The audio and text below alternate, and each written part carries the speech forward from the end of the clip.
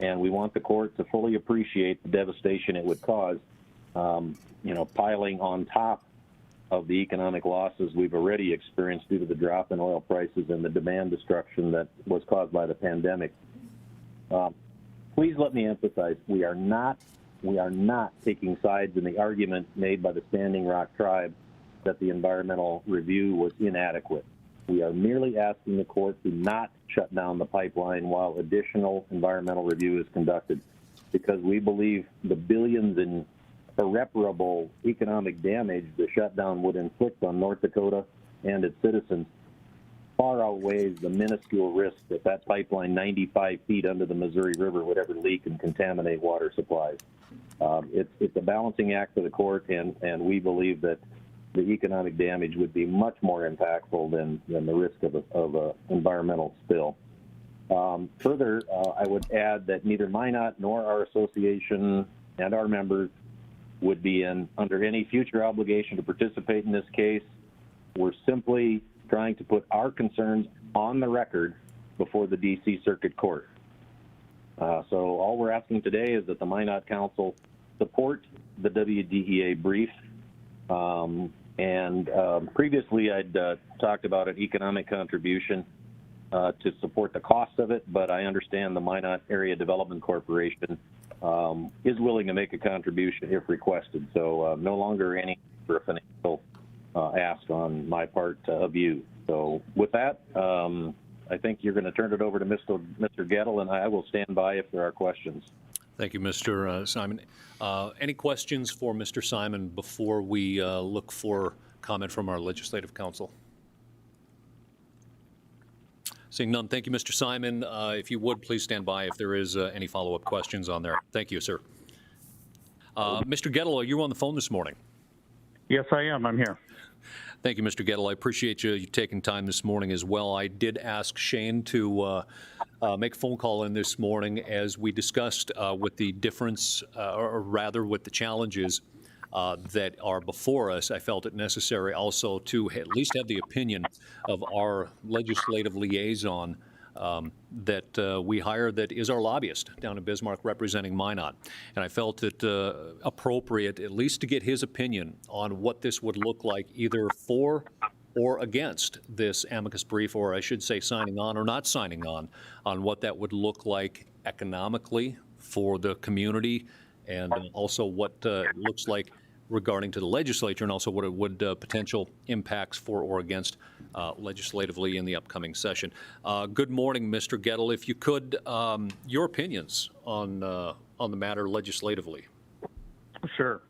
Well, as the mayor said, he reached out to me this weekend. We talked a little bit, and one of my first questions to him was, well, what is Dickinson doing? What is Williston doing on this?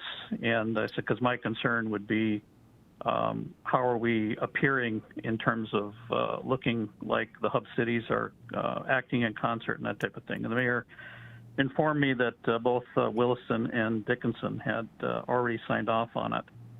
And I said, well, my opinion, Minot's action on this could impact their Minot standing within the association, and could also impact how we work with hub cities.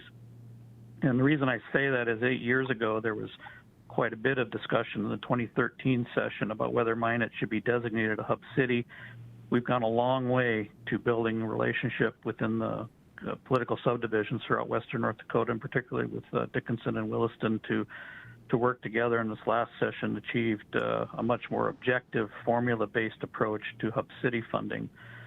So I said my concern would be what that looks like within the association, and then how that looks also in terms of transferring down to those legislators who represent those communities and other communities in Western North Dakota, and the perception of Minot in, if it chose not to support this brief, what the political fallout might be among some legislators. Minot gets quite a bit of funding from the gross production tax in terms of the hub city formula. It also receives, as Jeff Simon pointed out, flood control money. The state share of the flood control project, in fact, comes from the Natural Resources Trust Fund, which is funded entirely through the excise tax. So there's no question that if there's a reduced amount of oil being produced in North Dakota, that there's also a subsequent reduction in the amount of funds that are available, both on the production tax side and the extraction tax side. The other aspect that does come into it too is our standing to make a case for the legacy fund. There's a discussion going on about legacy projects, and we are at the table discussing how that might look in terms of long-term financing for the local share of the flood control project. So I told the mayor I'm not here to tell you how to vote on this today, but simply to lay out his and my discussion and my concerns that are related to him about that you should take into account as you consider your vote today. So with that, Mr. Mayor, I'd be happy to stand for any questions. Thank you, Mr. Gettle. Again, thank you for your time. Any questions for Mr. Gettle this morning? Seeing none, thank you, Shane. If you would, please stand by for at least a little while if we do have any follow-up questions. We do have a motion on the table, and I think this is appropriate time for comments from the public. I would look to perhaps take these in order in terms of those who are in favor of signing on to the amicus brief, and then we will follow up with those who are in opposition of the amicus brief. So if you would, again, we do have a five-minute time limit. If we start to run long and repetitive, I will look potentially at new information, but if you could, those that are in favor of signing on to the amicus brief, you can come forward, state your name and affiliation and or address, and then your comments. Thank you, Mayor Sipma, Commissioners. My name is Tom Rafferty, and I'm Chairman of the Minot Area Chamber of Commerce. I've lived in Minot almost my entire life, except for 5 years. I'm at 2408 Brookside Drive in Minot. And with me is Brecca Kramer. I'll let her introduce herself in a bit. We're kind of together here today. So on behalf of the Chamber of Commerce and the hundreds of businesses that are represented by the Chamber, we strongly urge the Council to sign off on this amicus brief. As we've heard already, this is a major economic impact to North Dakota. And I want to point out that the city itself, in their different communications, actually uses a logo that has a B-52 bomber, agriculture, and energy. And some of the mottos they use are: we feed the world, we power the world with energy, and we protect the world. And I think that's very important to the city of Minot and the economic impact of this potential decision in the courts. You know, with that, I think businesses are really concerned, especially with this COVID stuff going around, that we want to get our economy as back to normal as we can. And if this, you know, gets shut down, it's going to devastate us even worse than what's already been happening. With that, I appreciate your time. I don't want to waste too much of it. If you have any questions for me, let me know. Otherwise, I'll hand it off to Brecca. Thank you, Mr. Rafferty. Any questions for Tom? Thank you, sir. Thank you, Mayor and members of City Council. I'm Brecca Kramer, 17 Vista Drive here in Minot. I'm here today representing the Minot Area Development Corporation Board of Directors. I'm the immediate past chair of the group. Our mission at MEDC is to facilitate business attraction, expansion, retention, and advocacy to diversify and strengthen the Minot area. One of our positions is that we are the gateway to the Bakken, and we know that oil and gas is absolutely critical to our area. And really today, we are here today to strongly urge you we feel it's absolutely essential for the city of Minot to be a part of the amicus brief. In front of you, you have a resolution of support not only from the Minot Area Development Corporation Board of Directors, but also from the Minot Area Chamber of Commerce Board of Directors. We also, from an MEDC standpoint, I believe Jeff, Mr. Simon mentioned this, but we will financially also contribute to this cause in the order of the $2,500. Just want to be here today and that support. You have the information in front of you. I won't read it verbatim, but know that our board of directors fully supports this, and we strongly encourage you to as well. Really, for the most part, as you guys know, there is no point in shutting down the pipeline because it's extremely unlikely completion of an environmental impact statement will compel owners, the Energy Transfer Partners, to change any aspect of pipeline operations. And again, today, our statement is that this does have an economic impact. I'll leave it at that, and we can certainly answer any questions. Thank you, Ms. Kramer. Any questions for Brecca? Thank you. Thank you. Anyone else to come forward and speak in favor of the motion or the resolution to sign on to the amicus brief? Anyone else? As council's, I'm sure, more than aware, we did receive letters in support and those opposed to the motion that is before us this morning. So if there's no one else in favor, I would look to those that are in opposition. If you would come forward as well and name and address for the record and your comments, please.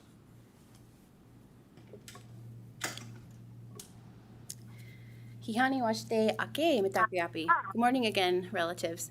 My name is Tawny Kale. I live at 120 number 2 Shawnee Road, Minot Air Force Base. I am the secretary for the North Dakota Human Rights Coalition.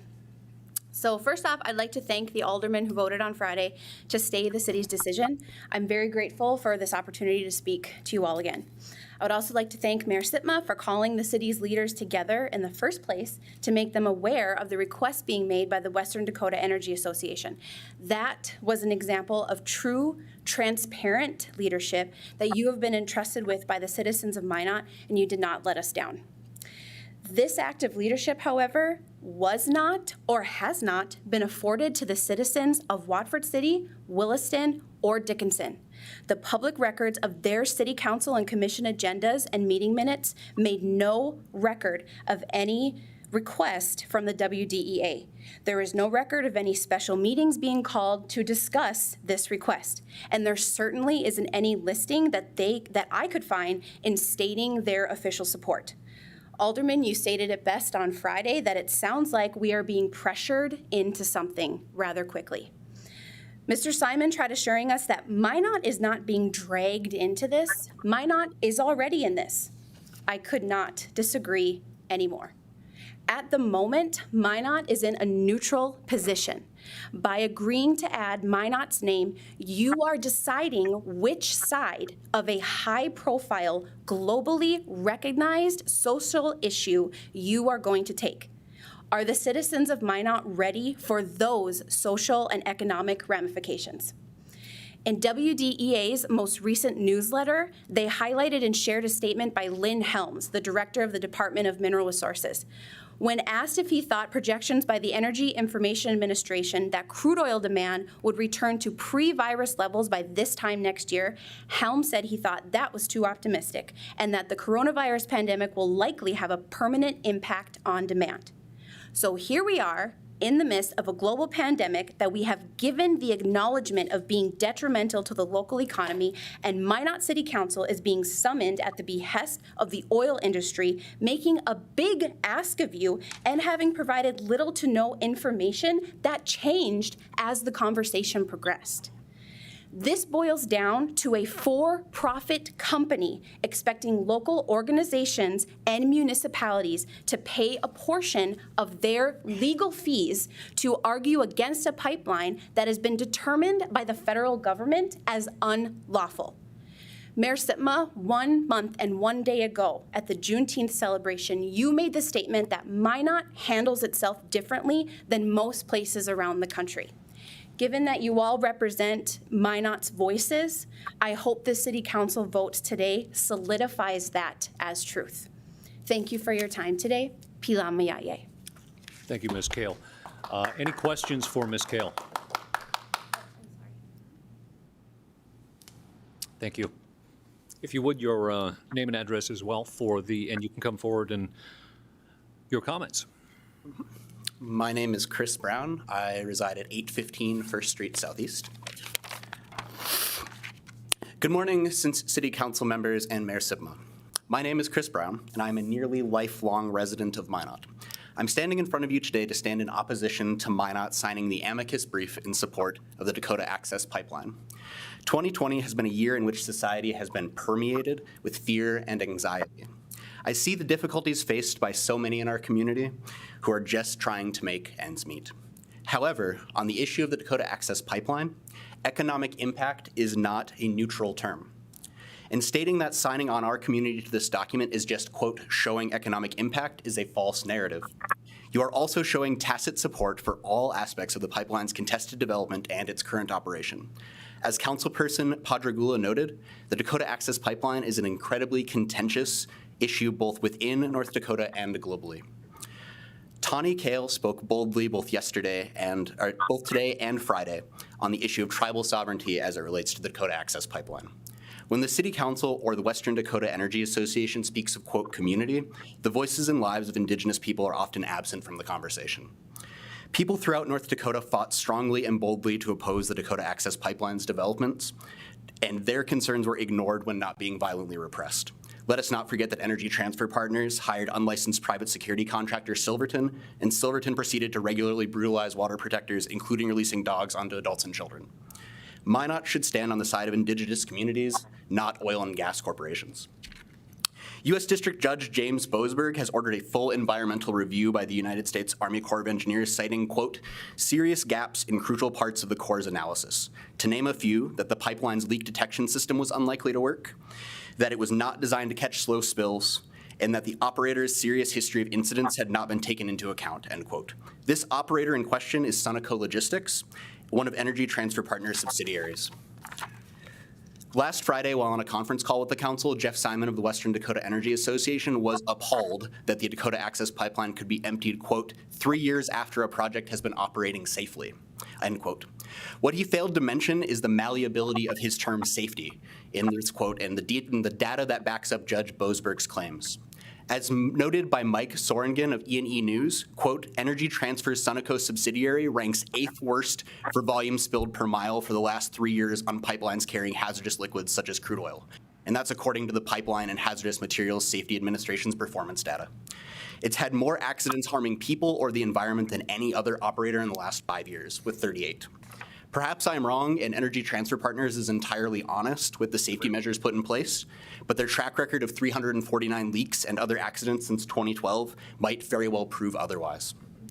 I am not an engineer, nor am I a judge, a lawyer, an oil executive, or the head of a petroleum lobby. I am a teacher who cares about our community and is willing to do some research.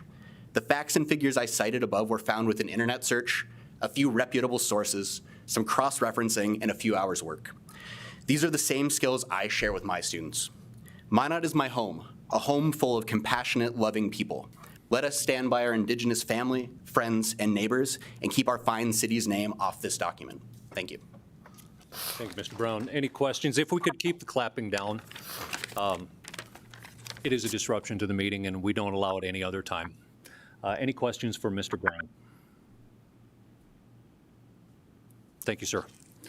Anyone else that wishes to come forward and speak opposed to the brief? And again, I will remind to stay focused on the brief. You do have your 5 minutes.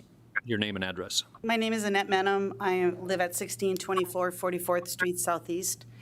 I've been a resident of Minot for 20 plus years. I moved here temporarily to go to Minot State and finish my degree.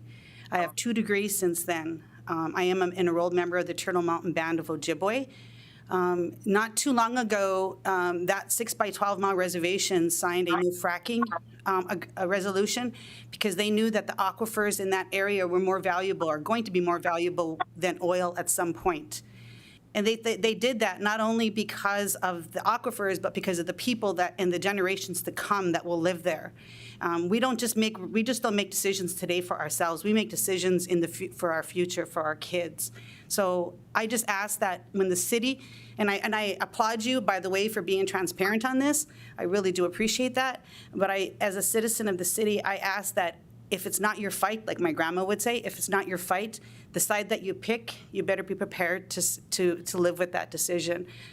So thank you for hearing me. Thank you. Any questions? Thank you. Anyone else that wants to speak opposed to the amicus brief this morning? Anyone else? All right. I would look to the council for comments. We do have a motion from Alderman Ross and a second by Alderman Janser here for approval. Discussion. Mr. Mayor, Alderman Olson. thank you. Following a lot of the emails that we did receive over the weekend, as you referenced, it seemed that through the correspondence, we were being given a lot more authority than we truly have. We are not the judge and jury in this situation. What we're being asked to do is answer a question, and the question is, does oil income impact our community? And we know that it does. We fought hard a few years ago to get the status of being a hub city because we do believe that it has an impact on Minot. And I believe that we still are in that situation. Losing some of that income is going to have a negative impact on our citizens. We aren't the stewards of finances around the state or around the country. We're stewards of the finances and the resources within Minot. And we are responsible to our citizens. By seeing that negative impact, we are going to have to make decisions that will likely have another impact on our citizens, probably through tax increases. And that's something that we're opposed to doing. So I support signing on to this, not taking sides. I have 3 grandchildren who are Native American. I am not taking a side against Native Americans or the tribe. I'm not siding with the oil industry. I'm simply saying that this will have an impact, and I think it'll be a negative impact on the city of Minot. So I encourage all of us to vote in favor of this motion. Further discussion. Mr. Mayor, Alderman Ross. just a question for City Manager Lakefield. If he could, do you have any numbers on the impact or dollar figures that we've received through oil tax revenue over the last couple of years, or some indication? Mr. Mayor, Alderman Ross, in 2019, we received Hub City funding in the amount of $4.8 million. Year-to-date in 2020, we have received just over $2 million, and we forecast that that number will come in very close to $4 million for the 2020 fiscal year. That is in direct funding that comes to the city because of their status as a hub city. Probably more importantly is the funding that we receive through the State Water Commission for our water projects and flood control projects. And for the 19 through 21 biennium, that funding is about $186 million for those projects. And that money comes from the Natural Resources Trust Fund, which is funded by oil tax revenues. Thank you. Thank you, Mr. Mayor. Yes, Alderwoman Evans. So I want to share 2 excerpts from emails that the council received this weekend. Quote, "Remember, you represent the citizens of Minot, and voting to opt out would not be doing your job properly." End of quote. Failing to join the Amicus Brief would represent an abandoning of the oil and gas industry in a perilous time. Furthermore, Minot's lack of participation would be an affront to those who tirelessly lobbied to secure Hub City funding for Minot, tax dollars generated directly by the oil and gas industry. Voting against being party to the Amicus Brief would show clear opposition to the oil and gas industry and pipeline. How have we gotten to this place? Us versus them, North Dakotans pitted against North Dakotans. When did we become a state legislature, a city that has a litmus test of whether you are a true North Dakotan or a Minoter? When did we become a community that vilifies perspectives different from our own? If we as a people and as a country stand for one thing, it is that we are a healthy and vibrant democracy. It is essential in this democracy that we hold space in our minds and in our hearts for different perspectives. We are nothing if we cannot do this. We all love this state and want what is best for it. At the end of the day, being a North Dakotan and the pride that comes with this may be all that we have in common. However, we can and we must do better. Our great state has more than enough resources for everyone. We have more than 70,000 square miles of land filled with these great resources. Surely we can figure out how to coexist and reap the benefits of our state without resorting to fighting among ourselves. I implore all of us to find a way forward that respects the rights, sovereignty, and values of Indigenous North Dakotans, and at the same time recognizes the value and contributions of the oil and gas industry to our state. It does not have to be an either or. We can have both and. We fail ourselves and we fail our fellow North Dakotans when we choose not to make space for each other to figure this out. I will support the City of Minot on this very narrow amicus brief that in essence states that we will be economically impacted by the shutdown of the pipeline. I believe this is factual and objective information that does not inappropriately, weigh in on the issues in question between the parties. Thank you. Further discussion on the motion. Alderman Patagula. This is probably one of the most difficult issues I've had to face in my years on the council. And I wanted to clearly explain to the public, because I owe it to them and to my brothers and sisters on the council, my thoughts and why I'm going to be voting the way I am voting. There are 10 points I want to make. I didn't take the time to write a formal presentation. I'm sorry, so you'll forgive me if I run through them. The first point I want to make is that we were asked for information by this group of communities and counties in the western part of the state. We didn't go out and do this on our own initiative. We were asked for information. I think it is reasonable to respond when someone asks us a question that we can answer. The focus here is on economic impact. It's a very narrow question, and that's one of the things that the appellate court has to consider. I think that this has not actually been adequately brought to the attention of the court. When I spoke on Friday, I had not had a chance yet to review the briefs that have been filed by the various parties, and I read very, very carefully. At least I read them, I didn't get a chance to study them. And when I studied them, I did notice an omission. The state spoke on behalf of the interests of the state. Nobody really spoke on behalf of the interests. Interests, I say, not the interests, but the interests of local communities, local counties, local governments. And that is an omission, and I think that's something that is legitimate to rectify. I think Mr. Simon, in his remarks this morning, is very accurate. The needs of some local communities and some local governments have not been adequately recognized. And I think that is appropriate to bring that to the attention of the court, especially if someone else is doing it at their expense and we're one of many parties involved there. The next point I'd like to make is that there are other potential harms here. We've been focused, we were asked to, and we've been focusing just on the economic one. And this is a very important thing. It troubles me that there at least is not an acknowledgement of the fact that there are other potential harms. The major ones are in terms of the environment and the rights of local governments. We're a local government. If Washington tried to ram something down our throats, we'd be upset. We're even upset if Bismarck tries to do it. And what I would point out is that in this case, a local government or various local governments feel aggrieved. It's not for me to judge the merits of their case. One of those several of those local governments in this case happen to be tribal governments. They happen to be tribes, and they're local governments as much as we are. And I think we owe them the respect that everyone owes us. So there are things that have not been talked about. I would like at least some recognition of that this is just not about money and economics. That's what we're asked about, and that's fine if we respond that way. But I'd like it known, and I want to be very clear, that there are broader issues that need to be considered and will be considered by the court.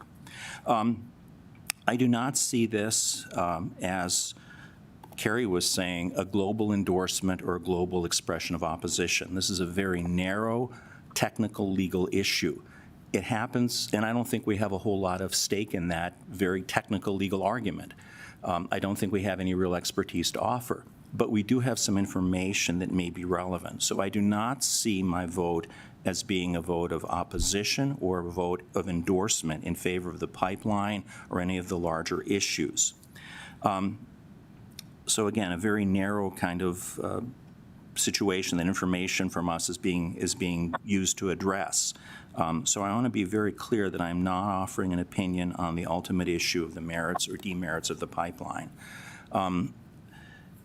If other people had asked us to weigh in or to offer information about other issues, I very much hope that we would have had the political courage and the intellectual integrity to do so. No one else came to us. If others come, I hope we would answer them too, as we have answered WDEA. I'm disappointed, quite honestly, that this has not been settled earlier. In my professional life, I do a lot of work in the legal field and in the area of family law. And those kinds of disputes sometimes are the most bitter and acrimonious that humans engage in, when people are fighting over the demise of a marriage or over children.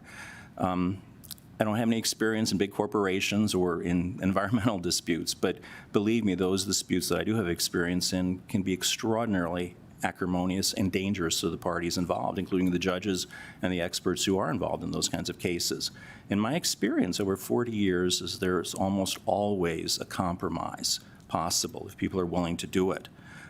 So I'm very disappointed that this has dragged on for so many years, that so much acrimony has resulted, that people are being pitted one against the other. That's a very sad state of affairs. I don't have a whole lot of control about that, but I just want to point that out. We shouldn't be in this place. We shouldn't be in this position. We can almost always settle things. And if we can't, at least we can mitigate the risks. So I have some strong feelings myself, personally, but I have to put the needs of the community, the whole community, above those. And speaking of community, one of the things, I'm not going to micro-edit the brief that they've submitted. And there's, again, one critical difference this time around. It's a brief on behalf of the WDEA and various other entities. We are not signing on as a party to this case, and that's a critical difference. On Friday, I said I would not do that. That's not what we're being asked to do now. And that makes me feel less uncomfortable in voting like I'll vote. So it's not us signing on to the case. It's us providing information that's being used with other information to represent a case. I wish there had been more of an acknowledgement of other issues, particularly governmental rights and environmental issues. But the job of a lawyer is to zealously argue for the interests of their party. I just hope those interests are more broadly conceived than money. I noticed, too, that one of the comments in the brief says that shutting down the pipeline will cause long-lasting economic, no question about that, and that's what we're talking about here, and social damage to the communities and people of Western North Dakota. Again, I want to be sure that that's interpreted broadly. People who live on a tribal reservation are communities and people too, and I guess I wish the attorneys would be a little bit more respectful of that and maybe a little bit more careful about their language.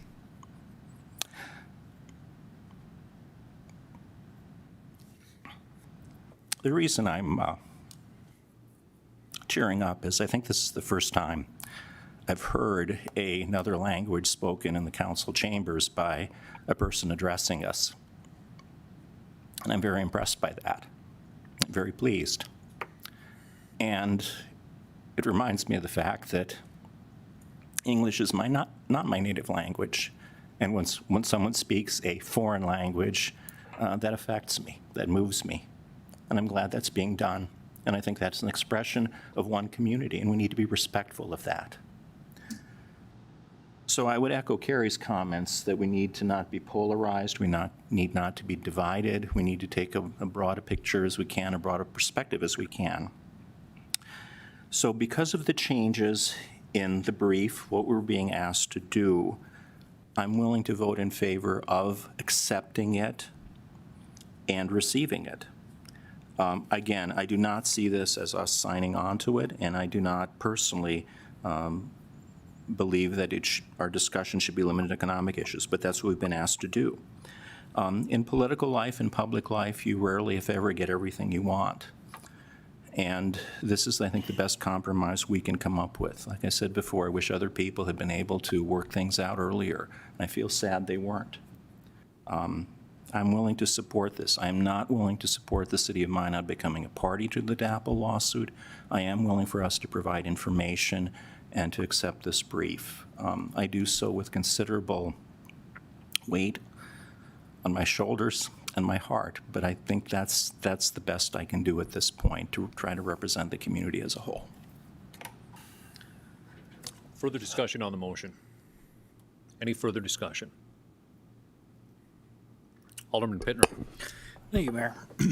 I agree that this is a tough decision for all of us sitting up here to represent everyone in the community. Not everyone's ever going to be happy. It's as simple as that. But again, we have to look at this. I do believe from an economic standpoint, sitting at the dais, these are old numbers that I received from our finance director a couple years ago now. And we run an audit, or we have to keep track of Hub City dollars when we spend them, and we have to turn that list and those figures over to the legislature. So these numbers, I think, would be from 2017, and I can be corrected if I'm wrong. Some of the projects that Hub City funding dollars went towards 30th Avenue Gravity Sewer, 55th Street Lift Station, Northeast Truck Water Main Expansion, Burdick Expressway Reconstruction, Broadway Viaduct Replacement, 21st Avenue Northwest Extension, 30th to 30th Street, and the US 83 Bypass. Totaling benefit was about 26.5 mils of property tax to benefit the citizens of Minot. We are a hub city. We fought for that because it is a balancing act, right? I mean, you need all of these different cogs, whether it be energy or the Air Force or the railroad or agriculture, to make this community move forward. This is something we've fought hard to diversify our financial coffers and incomes. So again, it's as simple as that, in my opinion. We will be negatively impacted if it gets shut down. And then we have to all be willing to sit up here and look at the citizens that come speak to us and wonder why they're getting taxed out of their homes, or it's too expensive to live here. Again, I want to keep it as simple as possible, and that's what it is. That's the reality that we're facing. Any further comments or discussion? My comments from my standpoint will be short, and for me it's consistency. We have supported our partners, and we are a member of the Western Dakota Energy Association as a community, the same way that we are a member of a lot of different organizations and groups, whether it be MADC, and I want to thank MADC and their board, as I am a member, but for stepping forward and looking at this economic development component. It is clear that we are a hub city. I was on the tail end of those discussions, negotiations, very intense negotiations before the previous legislative session. The argument of the number of people that live in Minot and call it home and travel and commute out into the energy sector, there's not a question. We grew by 85% in terms of our footprint of our community when oil took off in the Bakken. We have also, in terms of consistency, supported our other community or our other partners within our community. Last legislative session, we stepped up along with Minot Air Force Base to help pass legislation down there that was the betterment for their families, to help better our community and to help better their lives here. We've also stepped up in terms of agriculture. We take a look at our anchor out at the Ag Industrial Park. We're very thankful for them being here, but that was, in many ways, we had to step forward and assist with a partner in the community to enable that. I am going to vote in favor of this because this is something that has a significant impact to the community safety in many ways. Flood control, streets, sewers, the continuation of a very large project that we can't do by ourselves, and that does come down to safety. I understand all sides of the argument, and I look at providing information for this brief to one of our partners is no different in providing information that we did when we provided information to Minot Air Force Base for the arguments made down at the legislative session for those changes. Those are my comments. Alderman Ross. What it comes down to me, Mr. Mayor, is, and members of the council, it's, we're members of the Western Dakota Energy Association. We believe in the mission of the Western Dakota Energy Association. There's a reason why we belong to an association. There's strength in numbers, whether it's here, whether it's in Bismarck during the legislature, or whether it's in Washington, D.C. There's strength in numbers. This is an opportunity for us to stand with the other members of the association to show our support and to show the economic impact this would have on our community and so many other communities in Western North Dakota. By voting against this, It sends, I think, a terrible message to our association members that we're not standing with them. And it also sends a scary message to all the legislators in Western North Dakota that their communities belong to this association. And that could be detrimental to us for years to come. We're providing information to a court to make a decision. By holding back this information, we would not be doing our job to provide all the information to the court so they can make an intelligent, reasonable decision on the future of this project. So I'll be voting in favor of this. Any further discussion?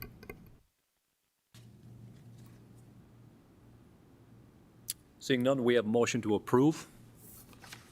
Please call the roll. Ross, Yes. Sitma, Yes. Evans, Yes. Janser, Yes. Olson, Yes. Pittner, Yes. Padragula. Yes. Motion approved. We have one more item on our agenda, and that is adjournment. So moved. Motion by Alderman Pittner. Is there a second? Second by Alderman Ross. All those in favor say aye. Aye. All those opposed, same sign. We're adjourned.